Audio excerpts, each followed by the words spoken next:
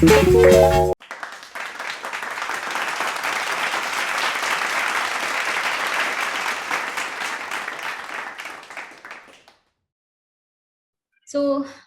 Doctor, ಈಗ ಇಷ್ಟು COVID-19 ಬಗ್ಗೆ ಆಯ್ತು. ನೆಕ್ಸ್ಟ್ ಇವಾಗ ಜೀವ ಉಳಿಸೋದಕ್ಕೆ ಬಂದಿರೋ ಒಂದು ರಕ್ಷಣೆ ಅಂತ ಹೇಳ್ಬೋದು, ವ್ಯಾಕ್ಸಿನ್. ಅದ್ರ ಬಗ್ಗೆ ಇನ್ನೂ ತುಂಬಾ ಜನಕ್ಕೆ ಡೌಟ್ಸ್ ಇದೆ, ತಗೊಳ್ಳೋದಾ ಬೇಡ್ವಾ ಅಂತ ತುಂಬಾ ಭಯನೂ ಕೂಡ ಪಡ್ತಾರೆ. ಸೊ ವ್ಯಾಕ್ಸಿನ್ ಬಗ್ಗೆ ನಾನು ನಿಮ್ಗೆ ಕೆಲವು ಪ್ರಶ್ನೆ ಕೇಳ್ತೀನಿ, ಅದ್ರ ಮೂಲಕ ನೀವು ಅವರಲ್ಲಿರೋ ಭಯನ ಸ್ವಲ್ಪ ಮಟ್ಟಿಗೆ ಹೋಗಿಸ್ಬೇಕು ಅಂತ. ಸೊ ಫಸ್ಟ್ ಇಂಡಿಯಾದಲ್ಲಿ ನಿಮ್ಗೆ ಗೊತ್ತು ಎಷ್ಟೊಂದು 3 ತರ 4 ತರ ವ್ಯಾಕ್ಸಿನ್ಗಳಿದೆ ಇವಾಗ ಆಲ್ರೆಡಿ. ಯಾವ್ದು ತಗೋಬೇಕು ಅಂತ ಅವ್ರಿಗೆ ತುಂಬಾ ಡೌಟ್ ಇರುತ್ತೆ, ಯಾಕೆಂದ್ರೆ ಒಂದೊಂದು ಟೈಮಲ್ಲಿ ಇದೆ ಸೊ ಡಿಫ್ರೆನ್ಸ್. ನೀವ್ ಏನ್ ಹೇಳ್ತೀರಾ, ಯಾವ್ದು ಜಾಸ್ತಿ ಎಫೆಕ್ಟಿವ್ ಅಂತ ಏನಾದ್ರು ಇದ್ಯಾ? ಯಾವ್ದನ್ನ ಸಜೆಸ್ಟ್ ಮಾಡ್ತೀರಾ? ಸೊ ನಮ್ ಇಂಡಿಯಾದ ಅಲ್ಲಿ ನಾವು ನೋಡೋದಾದ್ರೆ 3 ವ್ಯಾಕ್ಸಿನ್ಸ್ ಇವಾಗ ಅವೈಲೇಬಲ್ ಮಾಡ್ಕೊಟ್ಟಿದೆ ಗವರ್ಮೆಂಟ್ ಆಫ್ ಇಂಡಿಯಾ. ಒಂದು ಕೋವ್ಯಾಕ್ಸಿನ್, ಎರಡನೇದು ಕೋವಿಶೀಲ್ಡ್, ಮೂರನೇದು ಸ್ಪುಟ್ನಿಕ್ ವಿ. ಸೊ ಇದರಲ್ಲಿ ರಮ್ಯ ನಾವು ಒಂದು ಐಡೆಂಟಿಫೈ ಏನ್ ಮಾಡ್ಕೊಳ್ತೀವಿ ಅಂದ್ರೆ, ಸ್ವಲ್ಪ ಬೇಸಿಕ್ ನಾಲೆಜ್ ಇದ್ರ ಬಗ್ಗೆ ಗೊತ್ತಿರ್ಬೇಕಾಗತ್ತೆ ಎಲ್ರಿಗೂ. ಏನಿದು ವ್ಯಾಕ್ಸಿನ್, ಏನ್ ಡಿಫ್ರೆನ್ಸ್ ಈ ವ್ಯಾಕ್ಸಿನ್ಸ್ ಬಗ್ಗೆ, ಹಾಗೂ ಏನ್ ಎಫಿಕಸಿ ಎಷ್ಟು ಈ ವ್ಯಾಕ್ಸಿನ್ಸ್ ಬಗ್ಗೆ ಅಂತ. ಸೊ ಮೊದಲನೇ ನೋಡೋದಾದ್ರೆ ಕೋವ್ಯಾಕ್ಸಿನ್ ನಮ್ಮ ಇಂಡಿಯನ್ ಮೇಡ್ ವ್ಯಾಕ್ಸಿನ್. ಇದು ಭಾರತ್ ಬಯೋಟೆಕ್ ಅಂತ ಕಂಪನಿದವರು ಪ್ರೊಡ್ಯೂಸ್ ಮಾಡಿರೋ ವ್ಯಾಕ್ಸಿನ್. ಇದನ್ನ ನಾವು ಸೈಂಟಿಫಿಕಲಿ ಹೇಳೋದಾದ್ರೆ ಇನ್ಆಕ್ಟಿವೇಟೆಡ್ ವ್ಯಾಕ್ಸಿನ್ ಅಂತ ಕರಿತೀವಿ. ಇನ್ಆಕ್ಟಿವೇಟೆಡ್ ಅಂದ್ರೆ ಹೋಲ್ ವೈರಸ್ ಅನ್ನ ನಾವು ಇನ್ಆಕ್ಟಿವೇಟ್ ಮಾಡ್ತೀವಿ ಕೆಮಿಕಲ್ಸ್ ಮುಖಾಂತರ, ಹೀಟ್ ಮುಖಾಂತರ, ಸೊ ದಟ್ ಅದು ಡಿಸೀಸ್ ಏನು ಪ್ರೊಡ್ಯೂಸ್ ಮಾಡಕ್ ಆಗಲ್ಲ. ಬಟ್ ಅದರಲ್ಲಿ ಎಲ್ಲ ಪ್ರೋಟೀನ್ಸ್ ಇರುತ್ತೆ, ಸೊ ದಟ್ ಅದನ್ನು ಬಾಡಿಲಿ ಇಮ್ಯುನಿಟಿ ಪ್ರೊಡ್ಯೂಸ್ ಮಾಡೋ ಕೆಪಾಸಿಟಿ ಇರುತ್ತೆ. ಸೊ ಈ ಇನ್ಆಕ್ಟಿವೇಟೆಡ್ ವ್ಯಾಕ್ಸಿನ್ಸ್ ಇಂಡಿಯಾಗೆ ನ್ಯೂ ಏನಲ್ಲ. ಇದನ್ನ ನಾವು ತುಂಬಾ ವರ್ಷದಿಂದ ಇನ್ಆಕ್ಟಿವೇಟೆಡ್ ವ್ಯಾಕ್ಸಿನ್ಸ್ ಯೂಸ್ ಮಾಡ್ತಾ ಇದೀವಿ. ಇಂಜೆಕ್ಟಬಲ್ ಪೋಲಿಯೋ ವ್ಯಾಕ್ಸಿನ್ ಇದೆ ನಮ್ಮ ಹತ್ರ. ಟಿಟಿ ಎಲ್ಲರೂ ಗಾಯ ಆದ ತಕ್ಷಣ ಟಿಟಿ ತಗೊಳ್ಳೋ ವ್ಯಾಕ್ಸಿನ್ ಇದೆ. ರೇಬೀಸ್ ವ್ಯಾಕ್ಸಿನ್ ಇದೆ, ನಾಯಿ ಕಡಿದ್ರೆ ಅದನ್ನ ರೇಬೀಸ್ ಅಂತ ನಾವು ವ್ಯಾಕ್ಸಿನ್ ಹಾಕ್ತಿವಿ. ಸೊ ತುಂಬಾ ವರ್ಷದಿಂದ ಈ ತರ ಇನ್ಆಕ್ಟಿವೇಟೆಡ್ ವ್ಯಾಕ್ಸಿನ್ಸ್ ನಾವು ಯೂಸ್ ಮಾಡ್ತಾ ಬರ್ತಾ ಇದೀವಿ. ಅಂಡ್ ನಮ್ದು ವರ್ಷಾನ್ಗಟ್ಲೆ ಯೂಸ್ ಮಾಡಿದ ಎಕ್ಸ್ಪೀರಿಯನ್ಸ್ ಏನು ಅಂದ್ರೆ, inactivated vaccines are always safe ಅಂತ. ಯಾಕಂದ್ರೆ 15-20 ವರ್ಷದಿಂದ ನಾವು ಈ ಇನ್ಆಕ್ಟಿವೇಟೆಡ್ ವ್ಯಾಕ್ಸಿನ್ಸ್ ಅನ್ನ ಯೂಸ್ ಮಾಡಿದೀವಿ. So they have not caused any problem so far. So same basis, same principle ಅಲ್ಲಿನೇ ಈ ಕೋವ್ಯಾಕ್ಸಿನ್ ಅನ್ನ ಕೂಡ ಪ್ರೊಡ್ಯೂಸ್ ಮಾಡಿದೀವಿ. ಸೊ ಎಫಿಕಸಿ ನೋಡೋದಾದ್ರೆ ಕೋವ್ಯಾಕ್ಸಿನ್ ಅದು ಅರೌಂಡ್ 76 to 81% ಎಫೆಕ್ಟಿವ್ ಅಂತ ಬಂದಿದೆ ಸ್ಟಡೀಸ್ ಅಲ್ಲಿ. ಅದು ಪ್ರಿಲಿಮಿನರಿ ಡೇಟಾ ಅಂತ ನಾವು ಹೇಳ್ತೀವಿ, ಯಾಕಂದ್ರೆ phase 3 ಟ್ರಯಲ್ ಅದು ಕಂಪ್ಲೀಟ್ ಆಗ್ಲಿಲ್ಲ. ಸೊ ಅದು ಒಂದು ಪ್ರೈಮರಿ ಪ್ರಿಲಿಮಿನರಿ ಎಫಿಕಸಿ ಡೇಟಾ ಅಂತ ಹೇಳ್ತೀವಿ. ಎರಡನೇ ವ್ಯಾಕ್ಸಿನ್ ನೋಡೋದಾದ್ರೆ ಕೋವಿಶೀಲ್ಡ್ ಅಂತ. ಸೊ ಈ ಕೋವಿಶೀಲ್ಡ್ ಏನಿದೆ, ನಾವು UK ಪ್ಲಾಟ್ಫಾರ್ಮ್ ಬೇಸ್ಡ್, ಇವಾಗ ಹೇಗೆ US ಅಲ್ಲಿ ಹಾಗೂ ಐಫೋನ್ ಅನ್ನ ನಾವು ಇಂಡಿಯಾದಲ್ಲಿ ಪ್ರೊಡ್ಯೂಸ್ ಮಾಡ್ತಾ ಇದೀವಲ್ಲ, ಅದೇ ತರ it is the Indian made vaccine but based on a foreign platform. So ಇದನ್ನ ವೆಕ್ಟರ್ ಬೇಸ್ಡ್ ವ್ಯಾಕ್ಸಿನ್ ಅಂತ ನಾವು ಸೈಂಟಿಫಿಕಲಿ ಕರಿತೀವಿ. ಅಂದ್ರೆ ಇಲ್ಲಿ ಒಂದು ಬೇರೆ ವೈರಸ್ ಅನ್ನ ನಾವು ವೆಹಿಕಲ್ ತರ ಯೂಸ್ ಮಾಡ್ತೀವಿ. ಅಡಿನೋ ವೈರಸ್ ಅಂತ ಒಂದು ಬರುತ್ತೆ, ಆ ವೈರಸ್ ಒಳಗಡೆ ಈ ಕೊರೋನಾ ವೈರಸ್ ಪಾರ್ಟಿಕಲ್ಸ್ ಅನ್ನ ನಾವು ಹಾಕ್ಬಿಟ್ಟು ಅದನ್ನ ನಾವು ಹ್ಯೂಮನ್ ಬೀಯಿಂಗ್ಸ್ ಅಲ್ಲಿ ಹಾಕ್ತಿವಿ. ಈ ವೈರಸ್ ನಿಮ್ಗೆ ಏನು ಡಿಸೀಸ್ ಪ್ರೊಡ್ಯೂಸ್ ಮಾಡಲ್ಲ. ಸೊ ಬಟ್ ಅದು ಇಮ್ಯುನಿಟಿನೆಲ್ಲ ಜನರೇಟ್ ಮಾಡೋ ಪ್ರೋಟೀನ್ಸ್ ಅನ್ನ ಅದರೊಳಗಡೆ ವೆಹಿಕಲ್ ತರ ಇಟ್ಕೊಂಡ್ಬಿಟ್ಟು ಬಾಡಿಯಲ್ಲಿ ಕಳಿಸ್ತೀವಿ. ಸೊ ಅದರಿಂದಾಗಿ ಇಮ್ಯುನಿಟಿ ಪ್ರೊಡ್ಯೂಸ್ ಆಗುತ್ತೆ. ಸೊ ಈ ಕೋವಿಶೀಲ್ಡ್ ವ್ಯಾಕ್ಸಿನ್ ಅನ್ನ ಕೂಡ ನಾವು ತುಂಬಾ ಕಂಟ್ರೀಸ್ ಅಲ್ಲಿ ಇವಾಗ ಯೂಸ್ ಮಾಡಿದ್ದಾರೆ. UK ಆಗಿರ್ಬೋದು, US ಆಗಿರ್ಬೋದು, ಆಸ್ಟ್ರೇಲಿಯಾ ಆಗಿರ್ಬೋದು, ಇಂಡಿಯಾದಲ್ಲಿ ಆಗಿರ್ಬೋದು. ಸೊ ಇದ್ರದ್ದು ಎಕ್ಸ್ಟೆನ್ಸಿವ್ ಸೈಂಟಿಫಿಕ್ ಡೇಟಾ ಇದೆ ನಮ್ಮ ಹತ್ರ. Although it is a new platform, ಇದು ಹೊಸ ಪ್ಲಾಟ್ಫಾರ್ಮ್ ಆಗಿರೋದ್ರಿಂದ ತುಂಬಾ ಒಳ್ಳೆ ಸ್ಟಡೀಸ್ ಮಾಡಿದ್ದಾರೆ ಇದನ್ನ. ದ ಓನ್ಲಿ ವ್ಯಾಕ್ಸಿನ್ ಇದೇ ತರ ಪ್ಲಾಟ್ಫಾರ್ಮ್ ಯೂಸ್ ಮಾಡಿರೋದು ಮುಂಚೆ ಅಂದ್ರೆ ಇಬೋಲಾ ವ್ಯಾಕ್ಸಿನ್. ಅದು ಬಿಟ್ರೆ ಈ ಪ್ಲಾಟ್ಫಾರ್ಮ್ ಬೇರೆ ಯಾವ್ದು ವ್ಯಾಕ್ಸಿನ್ ಅಲ್ಲಿ ನಾವು ಯೂಸ್ ಮಾಡಿಲ್ಲ. ಸೊ ರಿಲೇಟಿವ್ಲಿ ನ್ಯೂ ಪ್ಲಾಟ್ಫಾರ್ಮ್ ಅಂತ ಹೇಳ್ಬೋದು ಇದನ್ನ. ಬಟ್ ಒಳ್ಳೆ ಎಫಿಕಸಿ ಅಂಡ್ ಸೇಫ್ಟಿ ಕೂಡ ಮಲ್ಟಿಪಲ್ ಸ್ಟಡೀಸ್ ಅಲ್ಲಿ ಇದು ಡೆಮಾನ್ಸ್ಟ್ರೇಟ್ ಮಾಡಿದ್ದಾರೆ. ಎಫಿಕಸಿ ವೈಸ್ ಹೇಳೋದಾದ್ರೆ ಇದು 70.4% ಇಫೆಕ್ಟಿವ್ ಅಂತ ನಾವು ಹೇಳ್ತಾ ಇದೀವಿ. ಮೂರನೇ ವ್ಯಾಕ್ಸಿನ್ ನೋಡೋದಾದ್ರೆ ಸ್ಪುಟ್ನಿಕ್ ವಿ ರೀಸೆಂಟ್ಲಿ ಬಂದಿರುವಂತಹ ವ್ಯಾಕ್ಸಿನ್ ಇಂಡಿಯಾಗೆ. ಇದು ರಷ್ಯನ್ ವ್ಯಾಕ್ಸಿನ್, ರಷ್ಯಾದಿಂದ ನಾವು ಇಂಪೋರ್ಟ್ ಮಾಡ್ಕೊಂಡಿದೀವಿ. ಇದು ಕೂಡ ಕೋವಿಶೀಲ್ಡ್ ವ್ಯಾಕ್ಸಿನ್ ತರನೇ ಪ್ರಿನ್ಸಿಪಲ್ ಯೂಸ್ ಮಾಡುತ್ತೆ. ಇದನ್ನು ಕೂಡ ನಾವು ವೆಕ್ಟರ್ ಬೇಸ್ಡ್ ವ್ಯಾಕ್ಸಿನ್ ಅಂತಾನೆ ಕರಿತೀವಿ. ಆದ್ರೆ ಇದ್ರದ್ದು ಎಫಿಕಸಿ ಜಾಸ್ತಿ ಇದೆ, 91.6% ಅಂತ ಕರಿತೀವಿ ಎಫಿಕಸಿ. ಲ್ಯಾನ್ಸೆಟ್ ಅಲ್ಲಿ ಅದ್ರದ್ದು ಸ್ಟಡಿ ಪಬ್ಲಿಷ್ ಆಯ್ತು. ಸೊ 91.6% ಎಫೆಕ್ಟಿವ್ ಅಂತ. ಸೊ ಯಾಕೆ ಇದನ್ನ ಹೇಳ್ತಾ ಇದ್ದೀನಿ ಅಂದ್ರೆ, Sputnik we can be one of the game changer. ಯಾಕಂದ್ರೆ ಅಬೌವ್ 90% ಎಫಿಕಸಿ ಇರುವಂತಹ 3 ವ್ಯಾಕ್ಸಿನ್ ಇದೆ ಆಲ್ ಓವರ್ ದ ವರ್ಲ್ಡ್. ಅದರಲ್ಲಿ ಫೈಸರ್ ಫಸ್ಟ್ ಇದೆ, ಸೆಕೆಂಡ್ ಮಾಡರ್ನಾ ಇದೆ, ಥರ್ಡ್ ಸ್ಪುಟ್ನಿಕ್ ವಿ ಇದೆ. ಸೊ ಅಬೌವ್ 90% ಇಫೆಕ್ಟಿವ್ ಇರುವಂತಹ ವ್ಯಾಕ್ಸಿನ್ ಲಿಸ್ಟ್ ಅಲ್ಲಿ ಇರುವಂತಹದ್ದು ಸ್ಪುಟ್ನಿಕ್ ವಿ. ಅದು ನಮ್ಮ ಇಂಡಿಯಾದಲ್ಲಿ ಇವಾಗ ಅವೈಲೇಬಲ್ ಆಗಿದೆ. ಸೊ ಎಫಿಕಸಿ ವೈಸ್ ನೋಡೋದಾದ್ರೆ Sputnik V ranks highest. Okay, so ಇವಾಗ ನಾವು 3 ವ್ಯಾಕ್ಸಿನ್ ಡಿಫ್ರೆನ್ಸ್ ಹಾಗೆ ಆದ್ರೆ ಎಫಿಕಸಿನೆಲ್ಲ ನೋಡಿದ್ವಿ. ಅವಾಗ ಜನ ಏನ್ ಅನ್ಕೊಳ್ತಾರೆ, ಓಕೆ ಇದು ಜಾಸ್ತಿ ಇಫೆಕ್ಟಿವ್ ಇದೆ, ಹಾಗಾದ್ರೆ ಇದನ್ನೇ ತಗೊಳ್ಳೋಣ ಹೋಗ್ತಾರೆ. ಬಟ್ ಇದ್ರಲ್ಲಿ ದೊಡ್ಡ ಮಿಸ್ಟೇಕ್ ಏನು ಅಂತಂದ್ರೆ, ಈ ಎಫಿಕಸಿ ಅಂತ ನಾವೇನ್ ಸ್ಟಡೀಸ್ ಅಲ್ಲಿ ಹೇಳ್ತೀವಿ, ಇದು ಮೈಲ್ಡ್ ಇನ್ಫೆಕ್ಷನ್ ಗೆ ಮಾತ್ರ ಎಫಿಕಸಿ ಅಂತ ಹೇಳ್ತೀವಿ. ಅಂದ್ರೆ ನಿಮ್ಮನ್ನ ಮೈಲ್ಡ್ ಇನ್ಫೆಕ್ಷನ್ ಬರ್ದಿರೋ ತರ ನೋಡ್ಕೊಳ್ಳುವಂತಹ ಒಂದು ಇಫೆಕ್ಟಿವಿಟಿ. ಹವೆವರ್ ಸಿವಿಯರ್ ಡಿಸೀಸ್ ಅಥವಾ ನೀವು ವೆಂಟಿಲೇಟರ್ ಮೇಲೆ ಹೋಗೋದಾಗ್ಲಿ, ಸಾವಾಗಿರ್ಬಹುದು, ಅದರದ್ದು ಎಫಿಕಸಿ ನೋಡಿದಾಗ ಸ್ಟಡೀಸ್ ಅಲ್ಲಿ all the 3 vaccines are 100% effective. So mortality reduction ಅಂದ್ರೆ ಸಾವನ್ನ ರಿಡ್ಯೂಸ್ ಮಾಡೋದ್ರಲ್ಲಿ ಅಥವಾ ಸಿವಿಯರ್ ಡಿಸೀಸ್ ಅನ್ನ ಕಡಿಮೆ ಮಾಡೋದ್ರಲ್ಲಿ 100% ಇಫೆಕ್ಟಿವಿಟಿ ತೋರಿಸಿದಾವೆ 3 ವ್ಯಾಕ್ಸಿನ್ ಸ್ಟಡೀಸ್ ಅಲ್ಲಿ. ಸೊ ಕ್ಲಿನಿಕಲಿ ನಮ್ಗೆ ಮೈಲ್ಡ್ ಅಥವಾ ಎಸಿಂಪ್ಟೊಮ್ಯಾಟಿಕ್ ಇನ್ಫೆಕ್ಷನ್ ಬಂದ್ರೂ ಕೂಡ ನಮ್ಗೆ ಏನು ತೊಂದರೆ ಇಲ್ಲ. ಬಟ್ ನಮ್ಗೆ ಏನ್ ಇಂಪಾರ್ಟೆಂಟ್ ಅಂದ್ರೆ, ಜನರಿಗೆ ಕೋವಿಡ್ ಬಂದ್ರೆ ICU ಹೋಗ್ಬಾರ್ದು, ವೆಂಟಿಲೇಟರ್ ಮೇಲೆ ಹೋಗ್ಬಾರ್ದು, ಸಾವಿನ ಒಂದು ಇದನ್ನ ಡೋರ್ ಅನ್ನ ಅವರು ತಲುಪಬಾರ್ದು. ಸೊ ಈ ಒಂದು ನಮ್ಗೆ ಕ್ಲಿನಿಕಲ್ ಒಂದು ಸಿನಾರಿಯೋ ನೋಡಿದಾಗ all the 3 vaccines equally effective ಅಂತ ನಾವು ಹೇಳ್ಬೋದು. ಸೊ ಜನರು ಈ ಎಫಿಕಸಿ ಡೇಟಾದ ಹಿಂದ್ಗಡೆ ಓಡಬೇಡಿ. ಯಾವ ವ್ಯಾಕ್ಸಿನ್ ನಿಮ್ಮ ಹತ್ರ ಅವೈಲೇಬಲ್ ಇದೆ ಅದೇ ನಿಮ್ಗೆ ಲೈಫ್ ಸೇವರು, ಅದೇ ನಿಮ್ಮ ಜೀವವನ್ನು ಉಳಿಸುತ್ತೆ, ಅದನ್ನ ಖಂಡಿತವಾಗ್ಲೂ ತಗೊಳ್ಳಿ. ಸೊ ನೆಕ್ಸ್ಟ್ ಏನಂದ್ರೆ, ವ್ಯಾಕ್ಸಿನ್ ತಗೊಂಡಾದ್ಮೇಲೆ ಏನೆಲ್ಲ ಸೈಡ್ ಎಫೆಕ್ಟ್ಸ್ ಆಗ್ಬೋದು ನಿಮ್ ಪ್ರಕಾರ, ಸಣ್ಣ ಪುಟ್ಟ ಸೈಡ್ ಎಫೆಕ್ಟ್ಸ್ ಇರೋದಾದ್ರೆ? ಸೊ ವ್ಯಾಕ್ಸಿನ್ ಅಂತ ಹೇಳಿದಾಗ ಅದು ಒಂಥರ ಏನು ಅಂದ್ರೆ, ಬಾಡಿಯನ್ನ ಸ್ಟಿಮ್ಯುಲೇಟ್ ಮಾಡುತ್ತೆ, ಚುಚ್ಚುತ್ತೆ ನಿಮ್ ಇಮ್ಯುನಿಟಿಯನ್ನ. ಸೊ ನಿಮ್ ಇಮ್ಯುನಿಟಿಯನ್ನ ಅದು ಸ್ಟಿಮ್ಯುಲೇಟ್ ಮಾಡುತ್ತೆ ವ್ಯಾಕ್ಸಿನ್ ಪ್ರೊಡ್ಯೂಸ್ ಮಾಡಿ ಆಂಟಿಬಾಡೀಸ್ ಅನ್ನ ಅಂತ. ಸೊ ಒಂಥರ ನ್ಯಾಚುರಲ್ ಇನ್ಫೆಕ್ಷನ್ ಅನ್ನೇ ಅದು ಮಿಮಿಕ್ ಮಾಡುತ್ತೆ, ಬಟ್ ನಿಮ್ಗೆ ಸಿವಿಯರ್ ಆಗಲ್ಲ ಡಿಸೀಸ್. ಸೊ ಇದು ಎನಿ ವ್ಯಾಕ್ಸಿನ್ ಅದು ಪ್ರಿನ್ಸಿಪಲ್ ಸೇಮ್ ಇರುತ್ತೆ. ಸೊ ನಿಮ್ಗೆ 1 2 to 3 days ಕಾಮನ್ ಕೋಲ್ಡ್ ತರ ಸಿಂಪ್ಟಮ್ಸ್ ಬರೋ ಚಾನ್ಸ್ ಇರುತ್ತೆ ವ್ಯಾಕ್ಸಿನ್ ಆದ್ಮೇಲೆ. ಲೈಕ್ ತುಂಬಾ ಪೇನ್ ಆಗುತ್ತೆ, ವ್ಯಾಕ್ಸಿನ್ ಇಂಜೆಕ್ಷನ್ ಅಲ್ಲಿ ಕೈ ಎತ್ತಕ್ ಆಗ್ತಿಲ್ಲ, ತುಂಬಾ ಪೇನ್ ಆಗ್ತಾ ಇದೆ ಅಂತ ಬರ್ತಾರೆ. ಅಥವಾ ಸ್ವಲ್ಪ ಜ್ವರ ಬರುತ್ತೆ, ತಲೆನೋವು ಬರುತ್ತೆ, ಮೈಕೈ ನೋವು ಬರುತ್ತೆ, ಸ್ವಲ್ಪ ಕೋಲ್ಡ್, ಚೆಸ್ಟ್ ಕಂಜೆಷನ್ ಆದಂಗ ಆಗುತ್ತೆ. So it mimics small mild form of flu. ಅದು 1 2 to 3 days ಈ ಸಿಂಪ್ಟಮ್ಸ್ ಯೂಶುವಲಿ ಇರುತ್ತೆ. ಹಾಗಾದ್ರೆ ಎಲ್ಲರಲ್ಲೂ ಈ ಸೈಡ್ ಇಫೆಕ್ಟ್ ಬರಲೇಬೇಕು ಅಂತ ಇಲ್ಲ. ಅರೌಂಡ್ 70 to 80% ವ್ಯಾಕ್ಸಿನ್ ತಗೊಂಡವರಲ್ಲಿ ಈ ತರದ ಸೈಡ್ ಎಫೆಕ್ಟ್ ಕಾಣಿಸ್ಕೊಳ್ಳುತ್ತೆ. ಕೆಲವೊಬ್ರು ನನ್ಗೆ ಹೇಳ್ತಾರೆ, ಇಲ್ಲ ಸರ್ ನನ್ಗೆ ಏನೇನು ಸಿಂಪ್ಟಮ್ಸೇ ಆಗ್ಲಿಲ್ಲ, ನನ್ಗೆ ವ್ಯಾಕ್ಸಿನ್ ಕೊಟ್ರೋ ಬೇರೆ ಏನೋ ಕೊಟ್ಬಿಟ್ರೋ ಗೊತ್ತಾಗ್ತಿಲ್ಲ ಅಂತ. ಸೊ ನೀವ್ ಭಯ ಬಿಟ್ಕೋಬೇಡಿ, ಅದು side effect of the vaccine ಇದು. ಸೊ ಸೈಡ್ ಎಫೆಕ್ಟ್ ನಿಮ್ಗೆ ಆಗ್ಲೇಬೇಕು ಅಂತ ಇಲ್ಲ. ಸೊ ನಿಮ್ಗೆ ಸೈಡ್ ಎಫೆಕ್ಟ್ಸ್ ಬಂದಿಲ್ಲ ಅಂದ್ರೆ ವ್ಯಾಕ್ಸಿನ್ ಇಫೆಕ್ಟಿವ್ ಅಲ್ಲ ಅಂತ ಅಲ್ಲ. ಸೊ ಅದು ಎಲ್ಲರಲ್ಲೂ ಬರ್ಬೇಕಂತ ಇಲ್ಲ. 70% 100 ಜನಕ್ಕೆ ಕೊಟ್ರೆ 70 ಜನರಲ್ಲಿ ಈ ತರದ ಸಿಂಪ್ಟಮ್ಸ್ ಬರುತ್ತೆ. It's a common side effect of the vaccine. 2 to 3 days ಇರುತ್ತೆ, ಆಮೇಲೆ ನಿಧಾನಕ್ಕೆ ಅದೇ ಸಿಂಪ್ಟಮ್ಯಾಟಿಕಲಿ ಕಡಿಮೆ ಆಗ್ತಾ ಹೋಗುತ್ತೆ. ಅದನ್ನ ನೀವು ಕಡಿಮೆ, ನಿಮ್ಮಿಂದ ತುಂಬಾ ಡಿಸ್ಕಂಫರ್ಟ್ ಇದ್ರೆ ಪ್ಯಾರಾಸೆಟಮಾಲ್ ಟ್ಯಾಬ್ಲೆಟ್ಸ್ ಎಲ್ಲ ನಾವು ತಗೊಳ್ಳಿ ಅಂತ ಹೇಳ್ತೀವಿ. ತುಂಬಾ ಹೈ ಡೋಸ್ ಅಲ್ಲಿ ಬೇರೆ ಮೆಡಿಕೇಶನ್ಸ್ ಆಗಿರ್ಬೋದು ಅಥವಾ ಸ್ಟಿರಾಯ್ಡ್ ಆಗಿರ್ಬೋದು ತಗೊಳ್ಳೋ ಹಾಗಿಲ್ಲ, ಯಾಕಂದ್ರೆ ಅದು ವ್ಯಾಕ್ಸಿನ್ ಎಫಿಕಸಿನ ಕಡಿಮೆ ಮಾಡುತ್ತೆ. ಸೊ ಇದನ್ನ ಇಲ್ಲಿ ಕೆಲವೊಬ್ರಿಗೆ ಇಂಪಾರ್ಟೆಂಟ್ ಏನು ಅಂದ್ರೆ, ಕೆಲವೊಬ್ಬರಲ್ಲಿ ಈ ಸಿಂಪ್ಟಮ್ಸ್ 5 ದಿನದಿಂದ ಜಾಸ್ತಿ ಪರ್ಸಿಸ್ಟ್ ಆದ್ರೆ, 5 ದಿನದ ಮೇಲ್ಗಡೆ ಈ ಫೀವರ್ ಆಗ್ಲಿ, ಮೈಕೈ ನೋವಾಗ್ಲಿ, ಕೋಲ್ಡ್ ಆಗ್ಲಿ, ಬ್ರೀದಿಂಗ್ ಪ್ರಾಬ್ಲಮ್ ಆಗ್ಲಿ, ಇದೆಲ್ಲ ಇತ್ತು ಅಂದ್ರೆ ಡಾಕ್ಟರ್ಸ್ ಅನ್ನ ಕನ್ಸಲ್ಟ್ ಮಾಡ್ಬೇಕಾಗತ್ತೆ. ಯಾಕಂದ್ರೆ ತುಂಬಾ ಜನರಲ್ಲಿ ಎಸಿಂಪ್ಟೊಮ್ಯಾಟಿಕ್ ಕೋವಿಡ್ ಇರುತ್ತೆ, ಅವ್ರಿಗೆ ಗೊತ್ತಿರಲ್ಲ, ಬಟ್ ವ್ಯಾಕ್ಸಿನ್ ತಗೊಂಡ್ಬಿಟ್ಟಿರ್ತಾರೆ. ಅದಾದ್ಮೇಲೆ ಕೋವಿಡ್ ಅದು ಇನ್ಕ್ಯುಬೇಷನ್ ಪೀರಿಯಡ್ ಹೋಗ್ಬಿಟ್ಟು ಅವ್ರಿಗೆ ಕೋವಿಡ್ ಸಿಂಪ್ಟಮ್ಸ್ ಮ್ಯಾನಿಫೆಸ್ಟ್ ಆಗುತ್ತೆ. ಸೊ ಆತರ ಏನಾದ್ರು ನಿಮ್ಗೆ 5 ದಿನದಿಂದ ಜಾಸ್ತಿ ಈ ತರ ಸಿಂಪ್ಟಮ್ಸ್ ಕಾಣಿಸ್ಕೊಂಡ್ರೆ ಡಾಕ್ಟರ್ಸ್ ಅನ್ನ ಕನ್ಸಲ್ಟ್ ಮಾಡಿ ಕೋವಿಡ್ ಟೆಸ್ಟಿಂಗ್ ಎಲ್ಲ ಮಾಡಿಸ್ಕೋಬೇಕಾಗುತ್ತೆ. ವ್ಯಾಕ್ಸಿನ್ ಆದ್ಮೇಲೆ ಏನ್ ಪ್ರಿಕಾಷನ್ಸ್ ತಗೋಬೇಕು ಅಂತ ಹೇಳ್ತೀರಾ? ವ್ಯಾಕ್ಸಿನ್ ತಗೊಳ್ಳೋ ಟೈಮಲ್ಲೂ ಕೆಲವೊಂದು ಪ್ರಿಕಾಷನ್ಸ್ ತಗೊಳ್ಬೇಕಾಗತ್ತೆ ರಮ್ಯಾ. ಅದು ಇಂಪಾರ್ಟೆಂಟ್. ನಾನು ಏನಕ್ಕೆ ಹೇಳ್ತೀನಿ ಅಂದ್ರೆ, ನಾನು ತುಂಬಾ ನನ್ನ ಪೇಷಂಟ್ಸ್ ಹೇಳ್ತೀನಿ, ಡಯಾಬೆಟಿಕ್ಸ್ ಇರ್ತಾರೆ. ಇವಾಗ ನಿಮ್ ಮನೇಲಿ ಆಗಿರ್ಬೋದು ಅಥವಾ ಹಿರಿಯರಾಗಿರ್ಬೋದು, ಯಾರಾದ್ರೂ ನಿಮ್ ಗ್ರ್ಯಾಂಡ್ ಪೇರೆಂಟ್ಸ್ ಆಗಿರ್ಬೋದು, ಡಯಾಬೆಟಿಕ್ಸ್ ಇರ್ತಾರೆ. ಅವ್ರನ್ನೆಲ್ಲ ವ್ಯಾಕ್ಸಿನೇಷನ್ ಸೆಂಟರ್ಗೆ ನೀವು ಕರ್ಕೊಂಡ್ ಬರ್ಬೇಕಾದ್ರೆ, ಎಸ್ಪೆಷಲಿ ಡಯಾಬಿಟಿಸ್ ಇರೋರಿಗೆ ಊಟ ಆದ್ಮೇಲೆ ಅಥವಾ ಏನಾದ್ರು ತಿಂಡಿ ತಿಂದ ಮೇಲೆ ಕರ್ಕೊಂಡು ಹೋಗಿ. ಫಾಸ್ಟಿಂಗ್ ಅಲ್ಲಿ ಕರ್ಕೊಂಡು ಹೋಗ್ಬೇಡಿ.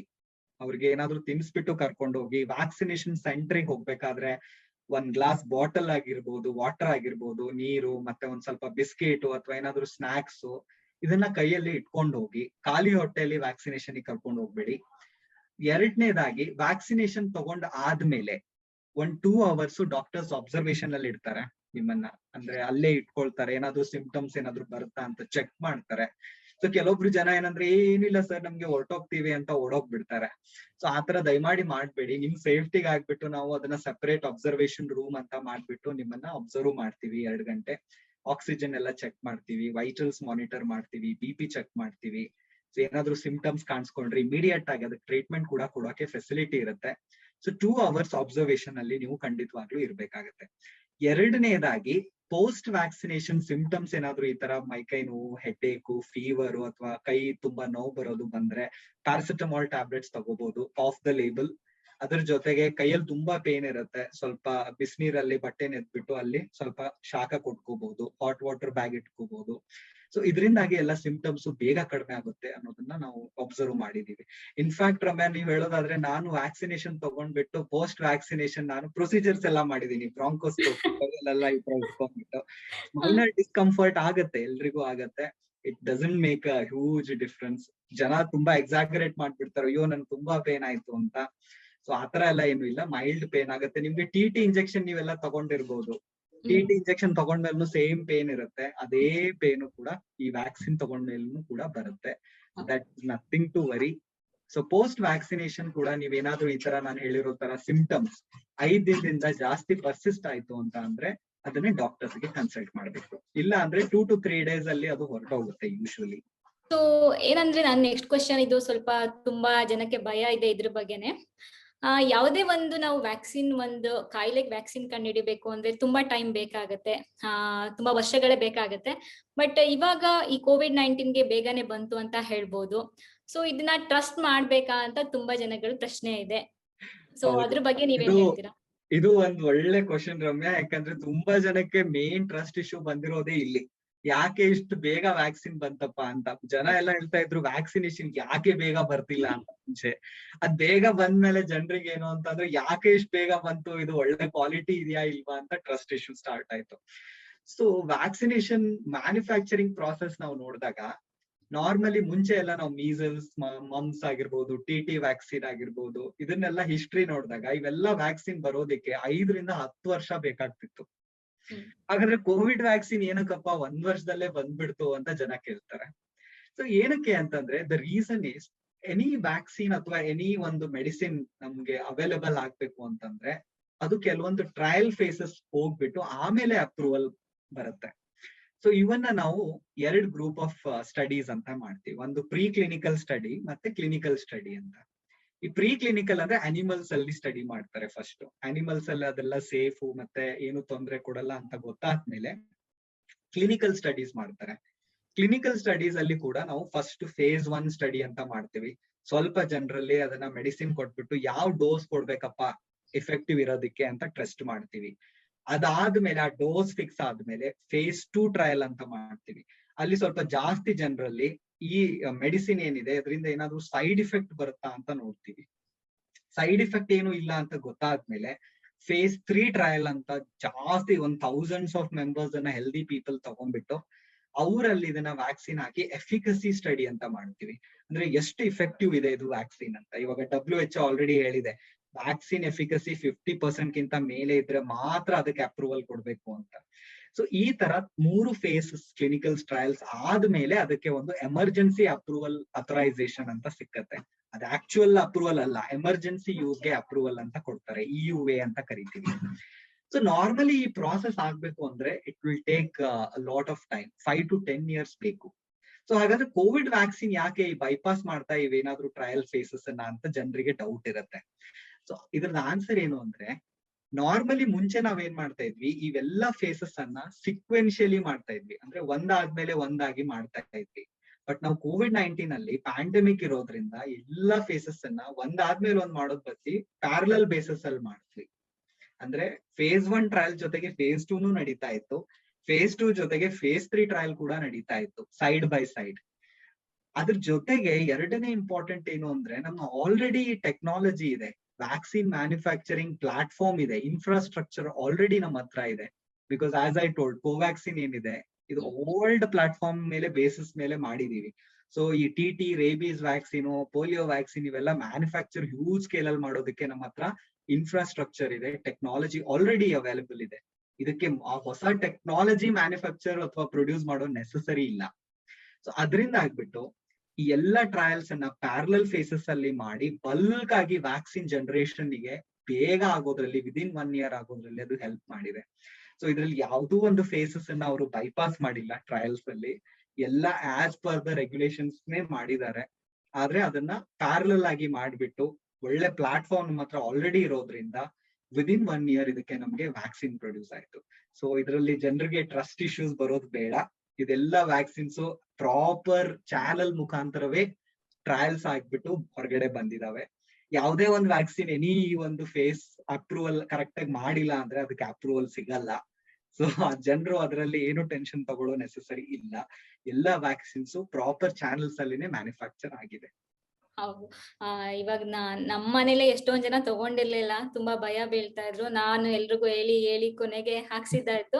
ಅದಕ್ಕೆ ಈ ಪ್ರಶ್ನೆ ನಾನ್ ನಿಮ್ಗೆ ಕೇಳ್ದೆ, ಎಷ್ಟು ಬೇಗ ಬಂದಿದೆ, ಹೇಗ್ ಅದನ್ನ ಟ್ರಸ್ಟ್ ಮಾಡೋದು ಅಂತ ತುಂಬಾ ಜನಕ್ಕೆ ಇನ್ನೂ ಇದೆ. ಇಲ್ಲ, ಇನ್ನೂ ತುಂಬಾ ಜನ ರಮ್ಯ ಇನ್ನೂ ವೇಟ್ ಮಾಡ್ತಾ ಇದಾರೆ. ಏನ್ ಹೇಳ್ತಾರೆ ಅಂದ್ರೆ, ಸರ್ ಇನ್ನೂ ಚೆನ್ನಾಗಿರೋ ವ್ಯಾಕ್ಸಿನ್ ಮುಂದೆ ಬರ್ಬೋದೇನೋ, ಇವಾಗ್ಲೇ ಯಾಕೆ ತಗೊಳ್ಳಿ, ಸೊ ಆ ವ್ಯಾಕ್ಸಿನ್ ಇನ್ನೂ ಚೆನ್ನಾಗಿರೋ 100% ಎಫೆಕ್ಟಿವ್ ಇರೋ ವ್ಯಾಕ್ಸಿನ್ ಬರ್ಬೋದು, ಸೊ ಅದನ್ನ ತಗೊಳ್ತೀವಿ ಅಂತ ವ್ಯಾಕ್ಸಿನ್ ಹೆಸಿಟೆನ್ಸಿ ಅಂತ ಕರಿತೀವಿ. ಇದು ಎಲ್ಲಾ ಕಾಯಿಲೆಯಲ್ಲೂ ಎಲ್ಲಾ ಪ್ಲೇಸ್ ಅಲ್ಲೂ ಇರುತ್ತೆ, ನಮ್ ಇಂಡಿಯಾದಲ್ಲಿ ಮಾತ್ರ ಅಲ್ಲ, ಎಲ್ಲಾ ಜನರಲ್ಲೂ ಇರುತ್ತೆ. ಸೊ ಈ ವ್ಯಾಕ್ಸಿನ್ ಹೆಸಿಟೆನ್ಸಿ ನಾವು ಕಡಿಮೆ ಮಾಡ್ಬೇಕು ಅಂತಂದ್ರೆ ಎಲ್ಲ ಜನರಲ್ಲಿ ಇದು ಮನವರಿಕೆ ಮಾಡೋದು ಇಂಪಾರ್ಟೆಂಟ್. ವ್ಯಾಕ್ಸಿನ್ ನಿಮ್ಮನ್ನ ಸಾವಿನಿಂದ ದೂರ ಇಡುತ್ತೆ. ಸೊ ನೀವು ಅಥವಾ ನಿಮ್ ನಿಯರ್ ಅಂಡ್ ಡಿಯರ್ ಒನ್ಸ್ ಅಂತ ಏನಿದ್ದೀರಾ ಮನೆಯಲ್ಲಿ, ಇವ್ರನ್ನೆಲ್ಲ ನೀವು ಸೇಫ್ ಆಗಿ ಇಡ್ಬೇಕು ಅಂದ್ರೆ, ಈ ಪ್ಯಾಂಡಮಿಕ್ ಕಡಿಮೆ ಆಗಿ ನೀವು ಮುಂಚೆ ತರ ರುಟೀನ್ ಮಾಸ್ಕ್ ಬಿಚ್ಬಿಟ್ಟು ಆರಾಮಾಗಿ ಓಡಾಡ್ಬೋದು, ಮಾಲ್ಸಿಗೆ ಹೋಗ್ಬೋದು, ಸಿನಿಮಾಗೆ ಹೋಗ್ಬೋದು. ಇದೆಲ್ಲ ಮಾಡ್ಬೇಕು ಅಂದ್ರೆ ಓನ್ಲಿ ಸೊಲ್ಯೂಷನ್ ಈಸ್ ವ್ಯಾಕ್ಸಿನೇಷನ್. ಇದನ್ನ ಅವ್ರಿಗೆ ಚೆನ್ನಾಗಿ ಮನವರಿಕೆ ಮಾಡ್ಕೊಡ್ಬೇಕಾಗ್ತದೆ. ಇವಾಗ ಡಾಕ್ಟರ್ ಆಲ್ಮೋಸ್ಟ್ ಎಲ್ಲಾ ವ್ಯಾಕ್ಸಿನ್ಗಳು 2 ಡೋಸ್ ಅಂತಾನೆ ಹೇಳ್ಬೋದು. ಫಸ್ಟ್ ಡೋಸ್ ತಗೊಂಡ್ಮೇಲೆ ಸೆಕೆಂಡ್ ಡೋಸ್ ಏನಕ್ ಬೇಕು ನಿಮ್ ಪ್ರಕಾರ? ಸೊ ವ್ಯಾಕ್ಸಿನ್ಸ್ ಅನ್ನ ನಾವು ನೋಡಿದಾಗ ಕೆಲವೊಂದು ವ್ಯಾಕ್ಸಿನ್ಸ್ ಗೆ 4 ರಿಂದ 5 ಡೋಸಸ್ ಬೇಕು. ಇವಾಗ ನೀವು ಮಕ್ಕಳಲ್ಲೆಲ್ಲ ನೋಡಿರ್ಬೋದು, ಪೋಲಿಯೋ ವ್ಯಾಕ್ಸಿನ್ ಆಗಿರ್ಬೋದು ಅಥವಾ TT ವ್ಯಾಕ್ಸಿನ್ ಆಗಿರ್ಬೋದು. TT ವ್ಯಾಕ್ಸಿನ್ ಅಂತೂ ಈಗ್ಲೂ ಕೂಡ ಕೊಡ್ತಾರೆ. ಈಗ್ಲೂ ನಿಮ್ಗೆ ಏನಾದ್ರು ಗಾಯ ಆಯ್ತು ಅಂದ್ರೆ TT ವ್ಯಾಕ್ಸಿನ್ ತಗೊಳ್ಳಿ ಅಂತಾರೆ. ನೀವ್ ಹೇಳ್ತೀರಾ ನಾವು ಚಿಕ್ಕವರಿದ್ದಾಗೆಲ್ಲ ಫುಲ್ ತಗೊಂಡಿದೀವಿ ಸರ್, 5-6 ಡೋಸ್ ಆಗಿದೆ ಅಂತ, ಆದ್ರೂ ಕೂಡ ಕೊಡ್ತಾರೆ. ಸೊ ಪ್ರಿನ್ಸಿಪಲ್ ಇದ್ರದ್ದು ಸೇಮ್. ನಿಮ್ ಬಾಡಿ ಏನಿದೆ ಅದರಲ್ಲಿ ಫಸ್ಟ್ ಡೋಸ್ ಕೊಟ್ಟ ತಕ್ಷಣ ಪ್ರೈಮರಿ ಇಮ್ಯೂನ್ ರೆಸ್ಪಾನ್ಸ್ ಅಂತ ಒಂದು ಪ್ರೊಡ್ಯೂಸ್ ಆಗುತ್ತೆ. ಅಂದ್ರೆ ನಿಮ್ ಬಾಡಿಗೆ ಈ ಒಂದು ಫಾರಿನ್ ಏಜೆಂಟ್ಸ್ ಇಂದ ಅದೊಂಥರ ಸ್ಟಿಮ್ಯುಲೇಷನ್ ಬರುತ್ತೆ. ಓಕೆ, ಈ ಒಂದು ಏಜೆಂಟ್ ಇನ್ ಮೇಲೆ ಬಂದ್ರೆ ನಾನು ಇದನ್ನ ಇಫೆಕ್ಟಿವ್ ಆಗಿ ಇದ್ರ ಜೊತೆ ಹೋರಾಡ್ಬೇಕು ಅಂತ ಅದಕ್ಕೊಂದು ಇನ್ಫಾರ್ಮೇಶನ್ ಸಿಗತ್ತೆ. ಬಟ್ ಈ ಟೈಮ್ ಅಲ್ಲಿ ಇರುವಂತಹ ಒಂದು ಆಂಟಿಬಾಡಿ ಟೈಟರ್ ಏನಿರುತ್ತೆ ಅದು ಸಿಗ್ನಿಫಿಕೆಂಟ್ ಆಗಿ ಇರಲ್ಲ. ಸೊ ನಾನ್ ಮುಂಚೆ ಹೇಳ್ದ ಹಾಗೆ WHO ಏನ್ ಹೇಳುತ್ತೆ, ನೀವು 50% ಗಿಂತ ಜಾಸ್ತಿ ಇರ್ಬೇಕು ಎಫಿಕಸಿ ಅಂತ. ಸೊ ಫಸ್ಟ್ ಡೋಸ್ ಕೊಟ್ಟ ಮೇಲೆ ನಾವು ಎಫಿಕಸಿ ಕೂಡ ಅನಾಲಿಸಿಸ್ ಟ್ರಯಲ್ಸ್ ಅಲ್ಲಿ ಮಾಡಿದ್ದಾರೆ. ಸೊ ಅದರಲ್ಲಿ ಇದು ಲೆಸ್ ದೆನ್ 50% ಇದೆ. ಸೊ ಸೆಕೆಂಡ್ ಡೋಸ್ ಅನ್ನ ನಾವು ಅದಕ್ಕೆ ಬೂಸ್ಟರ್ ಡೋಸ್ ಅಂತ ಹೇಳ್ತೀವಿ. ಅಂದ್ರೆ ಅದು ಇಮ್ಯುನಿಟಿನ ಬೂಸ್ಟ್ ಮಾಡುತ್ತೆ. ಅಂದ್ರೆ ಸೆಕೆಂಡ್ ಡೋಸ್ ಕೊಟ್ಟ ಮೇಲೆ ಆಲ್ರೆಡಿ ನಿಮ್ ಇಮ್ಯೂನ್ ಬಾಡಿ ಸಿಸ್ಟಮ್ ಅದನ್ನ ರೆಕಗ್ನೈಸ್ ಮಾಡ್ಕೊಂಡು ರೆಡಿ ಇರುತ್ತೆ. ಸೊ ಸೆಕೆಂಡ್ ಡೋಸ್ ಕೊಟ್ಟ ಮೇಲೆ it will be an secondary immune response ಅಂತ ಕರಿತೀವಿ. ಸೊ ಆ ಇಮ್ಯೂನ್ ರೆಸ್ಪಾನ್ಸ್ ಫಸ್ಟ್ ಡೋಸ್ ಗಿಂತ ಅರೌಂಡ್ 10 times ಜಾಸ್ತಿ ಇರುತ್ತೆ. ಸೊ ನಿಮ್ದು ಬಾಡಿಯಲ್ಲಿರುವಂತ ಇಮ್ಯೂನ್ ರೆಸ್ಪಾನ್ಸ್ 10 times ಫಾಸ್ಟರ್ ಆಗಿ ಕೆಲಸ ಮಾಡುತ್ತೆ. ಆಂಟಿಬಾಡಿ ಟೈಟರ್ 10 times ಜಾಸ್ತಿ ಆಗುತ್ತೆ after the second dose. Vaccine efficacy improve ಆಗುತ್ತೆ after the second dose. So first dose ತಗೊಂಡ್ಬಿಟ್ಟು ನನ್ಗೆ ಚೆನ್ನಾಗಿ ಇಫೆಕ್ಟಿವ್ ಆಯ್ತು ಸಾಕು ಅನ್ನೋ ಹಾಗಿಲ್ಲ. ನಿಮ್ದು ಎಫಿಕಸಿ ಲೆಸ್ ದೆನ್ 50% ಇದ್ರೆ ಹರ್ಡ್ ಇಮ್ಯುನಿಟಿ ಬರೋದಿಲ್ಲ. ಸೊ ವ್ಯಾಕ್ಸಿನ್ ಎಫಿಕಸಿ 50% ಮೇಲ್ ಹೋಗ್ಬೇಕು ಅಂದ್ರೆ 2 ಡೋಸಸ್ ಸದ್ಯ ಇರೋ ವ್ಯಾಕ್ಸಿನ್ಸ್ ಗೆ ಬೇಕೇಬೇಕು. ವ್ಯಾಕ್ಸಿನ್ಸ್ ಯಾವ್ದಿದೆ ಅದ್ರ ಪ್ರಕಾರ ನಾವು ನೋಡೋದಾದ್ರೆ ಕೋವಿಶೀಲ್ಡ್ ಆಗಿರ್ಬೋದು, ಕೋವ್ಯಾಕ್ಸಿನ್ ಆಗಿರ್ಬೋದು ಅಥವಾ ಸ್ಪುಟ್ನಿಕ್ ವಿ ಆಗಿರ್ಬೋದು, ಫಸ್ಟ್ ಡೋಸ್ ಕೊಟ್ಟ ಮೇಲೆ ಆಂಟಿಬಾಡಿ ಟೈಟರ್ ಅಥವಾ ಎಫಿಕಸಿ ಏನ್ ಟ್ರಯಲ್ಸ್ ಅಲ್ಲಿ ನೋಡಿದ್ದಾರೆ ಲೆಸ್ ದೆನ್ 50% ಇದೆ. ಸೊ ಹೊಸ ವ್ಯಾಕ್ಸಿನ್ಸ್ ಇವಾಗ ಬರ್ತಾ ಇದಾವೆ ಸಿಂಗಲ್ ಡೋಸಿಗೆ ತುಂಬಾ ಎಫೆಕ್ಟಿವ್ ಇರುವಂತವು.